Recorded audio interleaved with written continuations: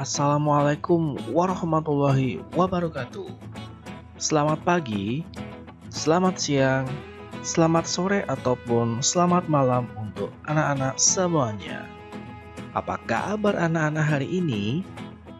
Semoga kita selalu dalam keadaan yang baik, sehat, dan tentunya bahagia. Berjumpa kembali bersama Patimura. Ya, pada kesempatan kali ini, Patimura kembali akan menemani anak-anak semua untuk belajar. Hari ini, kita akan belajar di kelas 5. Tema 7, subtema 2, dan kita sudah memasuki pembelajaran kelima. Sudah siap anak-anak? Seperti biasanya, sebelum kita memulai pembelajaran, marilah kita awali terlebih dahulu dengan berdoa. Tentunya agar diberikan kelancaran selama proses pembelajaran dan kita mengharapkan ilmu yang bermanfaat untuk bekal masa depan kita. Berdoa, mulai. Berdoa selesai. Nah, anak-anak, hari ini kita akan mempelajari beberapa hal. Di antaranya, kita akan belajar tentang lagu Maju Tak Gentar. Kita akan belajar mengenai perjuangan mempertahankan kemerdekaan Indonesia. Kita akan belajar cara mempertahankan kemerdekaan dengan perjuangan fisik ataupun dengan perjuangan dengan cara diplomasi. Apa itu perjuangan fisik dan diplomasi? Jangan lupa tonton video ini sampai selesai agar anak-anak menjadi lebih paham dan jelas terhadap materinya. Kita mulai dari yang pertama. Anak-anak, Cornel Simanjuntak, pernah mendengar nama ini? Ya, beliau adalah pencipta lagu Maju Tak Gentar. Cornel Simanjuntak selain seorang pengarang lagu, dia juga seorang pejuang loh anak-anak. Nah, dia berjuang selain dengan mengangkat senjata, dia juga membuat karya.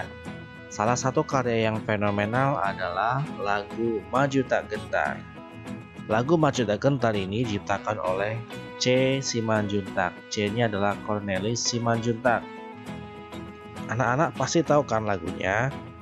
Nah, lagu ini bernada dasar Do sama dengan Bes, dan temponya adalah Marsia.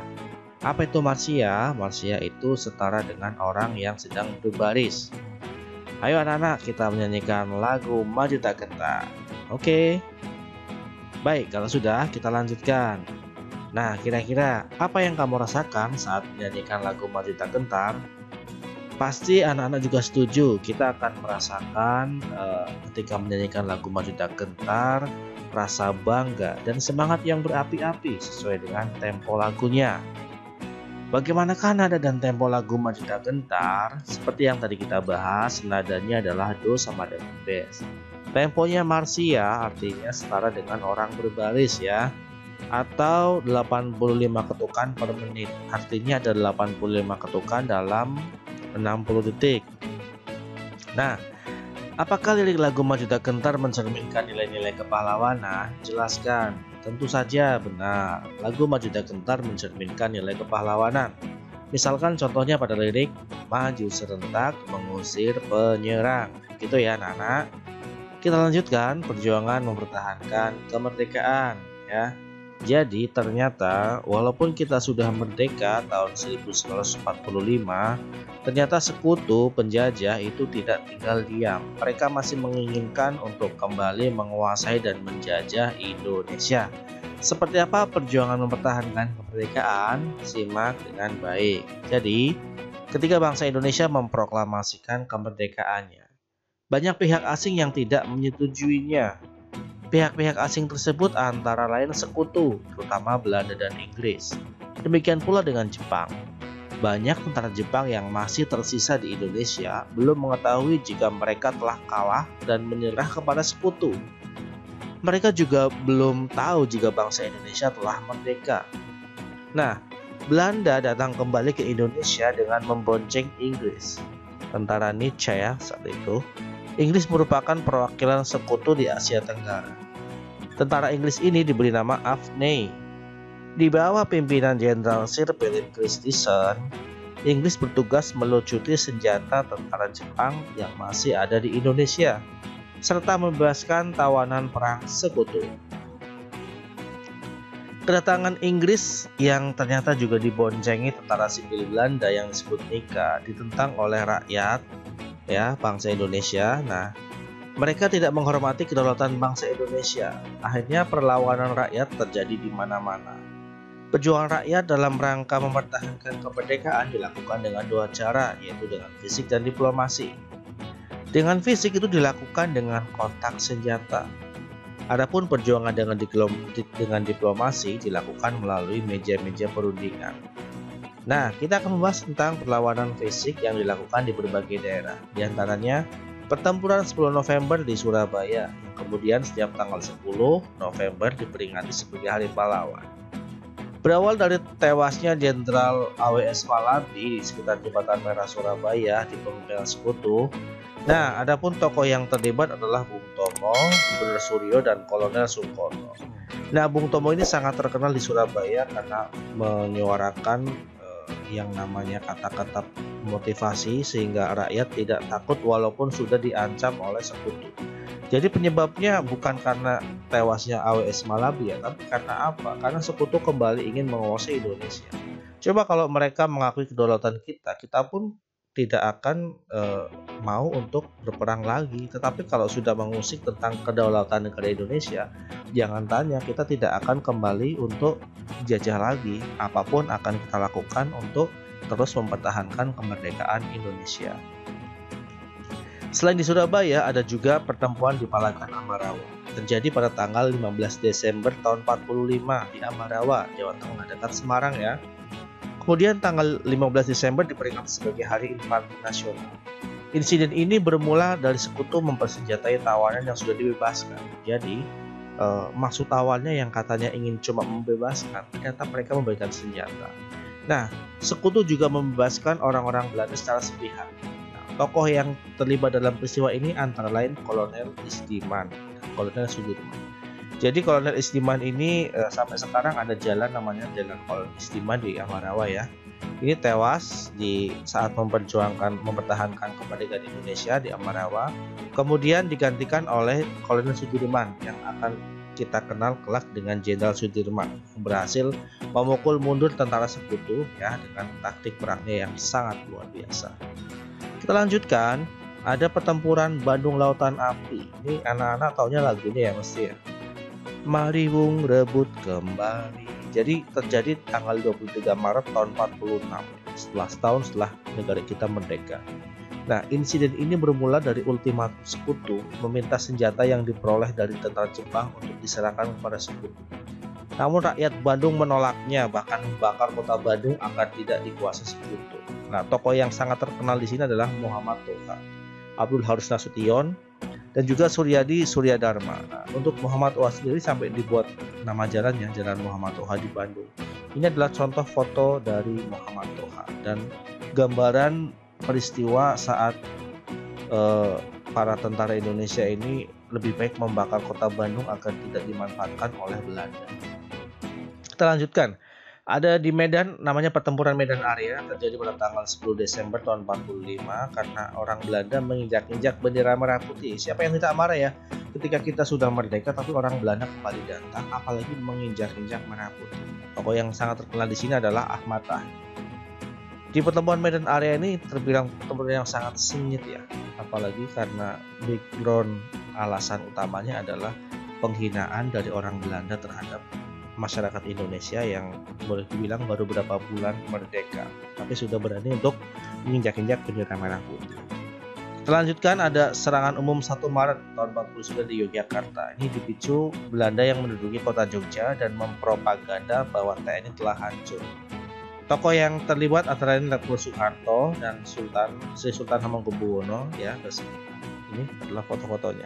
Letkol Soeharto ini yang kelak dikenal dengan Presiden Soeharto atau Presiden kedua negara Republik Indonesia ya. Kita lanjutkan, ada juga perjuangan secara diplomasi. Jadi yang tadi itu perjuangan secara fisik yang mengangkat senjata, kita juga melakukan beberapa perundingan-perundingan atau perjuangan secara diplomasi. Di antaranya Yang pertama ada Perundingan Linggarjati. Kenapa dinamakan Linggarjati? Itu karena Perundingan Linggarjati dilaksanakan di daerah Linggarjati, Cirebon, Jawa Barat. Tepatnya tanggal 10 November tahun 46 ya. Saat itu Indonesia diwakili oleh Sultan Syahrir dan Belanda oleh Profesor Schermerhorn. Nah, hasilnya adalah sebagai berikut. Perhatikan. Yang pertama, Belanda hanya mengakui kekuasaan Republik Indonesia atas Jawa, Madura, dan Sumatera. Cuma JMS, Jawa, Madura, Sumatera. Selain itu masih wilayah dari Belanda. Itu maunya Belanda. Yang berikutnya, negara Indonesia Serikat terdiri dari negara Republik Indonesia, negara Indonesia Timur, dan negara Kalimantan. Yang ketiga, negara Indonesia Serikat dan Belanda merupakan satu uni dengan nama Uni Indonesia Belanda yang diketuai oleh Belanda. Namun Belanda mengingkari perjanjian ini dan melancarkan agresi militer Belanda I pada tanggal 21 Juli tahun 47. Jadi hasil dari Perundingan Linggarjati pun sudah sangat merugikan Indonesia. Itu pun masih belum puas orang-orang Belanda. Mereka masih ingin menguasai semuanya. Akhirnya mereka mengadakan yang namanya agresi militer Belanda I. Boleh dibilang serangan besar-besaran terhadap rakyat Indonesia dengan tujuan satu, untuk menguasai seluruh wilayah Indonesia. Ya, ini adalah suasana di Perundingan Linggarjati. Berikutnya ada Perjanjian Renville. Kenapa dinamakan Perjanjian Renville? Karena dilaksanakan di kapal yang besar, namanya kapal US Renville. Pada tanggal 17 Januari tahun 48, kapal milik Amerika Serikat. Perhatikan hasilnya. Yang pertama, Belanda hanya mengakui daerah Republik Indonesia atas Jawa Tengah, Jogja, sebagian kecil Jawa Barat, dan Sumatera. Kalau tadi di Linggarjati itu masih Jawa, Sumatera, Madura, itu udah kecil. Ini dipersempit lagi. Jadi Belanda itu nggak ada puas-puasnya. Ini ingin benar-benar semakin menggerogoti wilayah Indonesia. Terus berikutnya, semua pasukan RI harus ditarik mundur dari wilayah-wilayah yang diduduki Belanda. Mereka nggak suka ada pasukan Republik Indonesia. Berikutnya, Belanda tetap berdaulat di seluruh wilayah Indonesia sampai diserahkan kepada Republik Indonesia Serikat yang akan segera dibentuk. Namun, hasil yang boleh dibilang sangat merugikan Indonesia pun kembali diingkari oleh Belanda, ya. Karena apa? Akhirnya Belanda juga melaksanakan agresi militer Belanda yang kedua, tanggal 19 Desember tahun 49. Luar biasa pokoknya Belanda ini. Berikutnya, yang ketiga ada Perjanjian Roem-Royen, ya. Kenapa dinamakan Roem-Royen? Karena diwakili oleh dua orang. Dari Indonesia itu Mr. Muhammad Roem, dan dari Belanda itu namanya Van Royen. Isi perjanjiannya adalah pemerintah Indonesia dikembalikan ke Jogja, menghentikan gerakan militer dan mengembalikan kewenangan. Terus Republik Indonesia sebagai bagian dari negara Indonesia Serikat. Terus akan segera dilaksanakan konferensi meja buntar atau yang kita kenal nanti adalah KMP. Nah, yuk sekarang kita cari tahu mengapa bangsa Indonesia masih harus berjuang lagi mempertahankan kemerdekaan. Itu cukup jelas karena bangsa asing, sekutu, kembali ingin menguasai Indonesia. Tidak rela Indonesia itu merdeka. Apa yang dimaksud dengan perjuangan fisik dan diplomasi? Kalau perjuangan fisik itu dengan menggunakan atau mengangkat senjata, perlawanan fisik. Kalau diplomasi itu dilakukan dengan perundingan. Ya. Lanjut, apa yang melatar belakangi peristiwa pertempuran 10 November di Surabaya? Kalau banyak buku yang bilang kan karena tewasnya AWS Malabi. Nah, kita juga harus melihat kenapa AWS Malabi bisa tewas. Ya jelas karena kita sudah merdeka, kita sudah berdaulat, tapi masih diusik, masih diserang. Kita nggak akan nyerang Belanda kalau mereka nggak menyerang duluan. Ya. Berikutnya, apa isi perjanjian Roem-Royen? Ya. Bisa dibaca yang tadi pemerintah Indonesia dikembalikan ke Jogja, mengembalikan tawanan perang. Ada juga Republik Indonesia sebagai bagian dari negara Indonesia Serikat, termasuk akan diadakan KMP. Apa yang dimaksud dengan agresi militer Belanda dan kapan terjadinya? Yang dimaksud agresi militer adalah usaha sekutu untuk kembali menguasai Indonesia dengan menggunakan cara fisik atau senjata, menyerang habis-habisan ya. Terjadi dua kali, yaitu pada tanggal 21 Juli tahun 47 atau agresi militer Belanda I, dan juga pada 19 Desember tahun 48 atau agresi militer Belanda II.